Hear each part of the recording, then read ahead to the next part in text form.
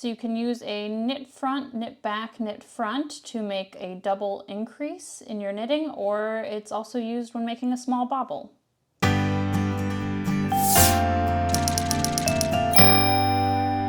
So to make this increase, you're going to insert your needle as if to knit, wrap your yarn around, and bring it through but not off the needle. Then go into the back loop. I'll show you this in better detail later.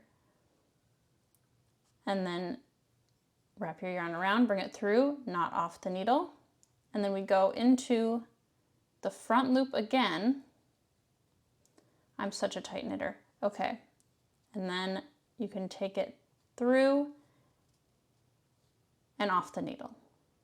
Now I'm going to show you how to knit into the back loop with a little more clarity. So wrap your yarn around and bring it through but not off the needle. And then you see in the back there, you go through that back loop